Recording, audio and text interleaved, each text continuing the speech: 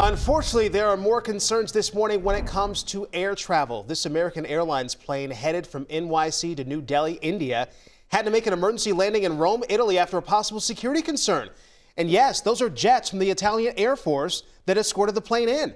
The airline now says that threat was not credible.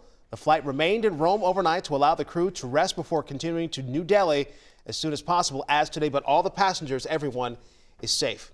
Also this morning, a looming deadline for millions of federal workers after a weekend email from Elon Musk telling them to explain their accomplishments over the last week. So this comes as just last night, the White House announced it is firing 2,000 USAID employees, putting thousands more on administrative leave. Now, Musk says a failure to respond will be taken as a resignation, but not every federal agency is cooperating with Elon Musk's new demand. The Departments of State, Homeland Security, and Defense have told their employees not to comply. Later on today, President Trump will turn his focus to foreign relations, inviting France's president to the White House. That's where Russia's war in Ukraine is expected to be a top issue, with Ukraine's president saying over the weekend that he would step down for peace and a place in the NATO alliance. Now, as the Trump administration continues its mass firings, the president has announced a new leader for the FBI. Dan Bongino, a conservative talk show host, is the new director alongside Kash Patel. He's a former Secret Service agent. Trump posted to social media that the talk show host is willing to give up his radio show and podcast for the position. Now, the Trump administration reportedly ordered that government scientists working on a global climate report stop work immediately. Now, that work from the Intergovernmental Panel on Climate Change was due to come out in 2029. Well, now the authors' international meeting that was set to take place in China next week is in limbo. Media organization The Associated Press is trying to get back into the White House. So they are suing 3 Trump officials over their ban. AP reporters have been barred from some of President Trump's events, the Oval Office and Air Force One, I should say. In the lawsuit that was filed Friday in federal court, the AP said that the ban violates the First Amendment. Now, earlier this month, that news agency was singled out by the White House for continuing to use the phrase Gulf of Mexico. This after Trump renamed it Gulf of America. Now, other countries do not recognize the new name for the body of water, and as a global news outlet, the AP has said it is still referring to the Gulf of Mexico in its stories and style book while acknowledging Trump's name change.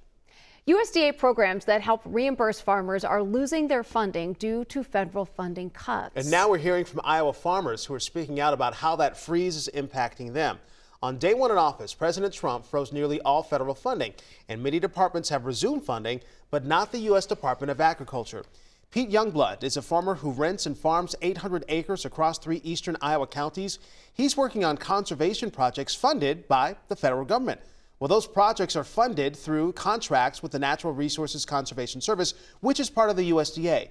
Youngblood is reimbursed after his projects are complete, and now he's got no idea where his next paycheck will come from.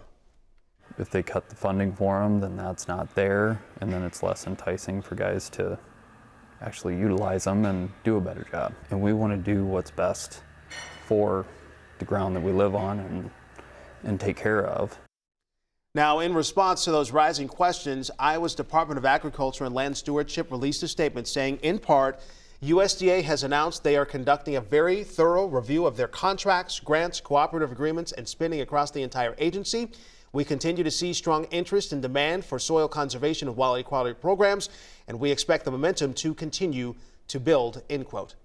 Could there soon be mining in the Boundary Waters? There's a public hearing over at the state capitol today that is set to tackle that question, and Minnesota residents and organizations are urging lawmakers to address the dangers of copper sulfide mining.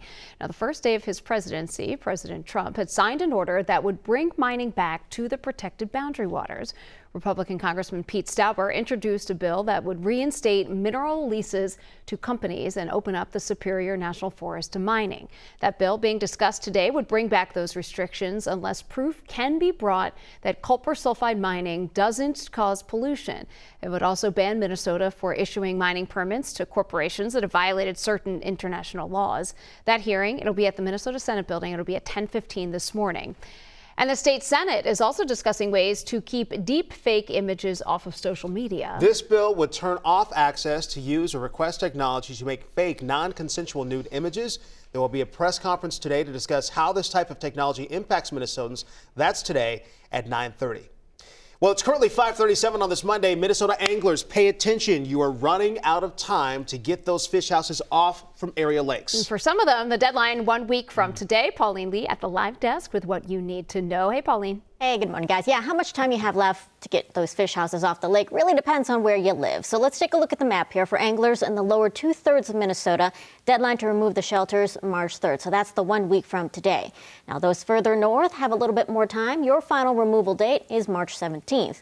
With recent cold temperatures helping to build up that strong layer of ice, DNR warns that the stability can change quickly as the warmer weather sets in.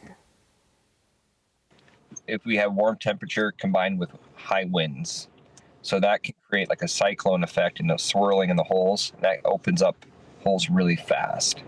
So if you drill a hole and you see water swirling in a hole, that's a bad sign.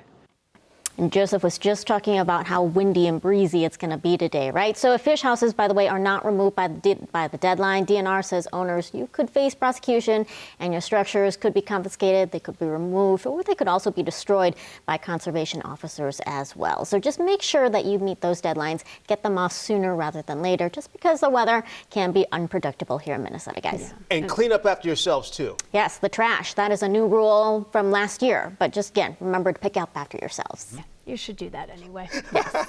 Yeah. All right. Thanks, Pauline.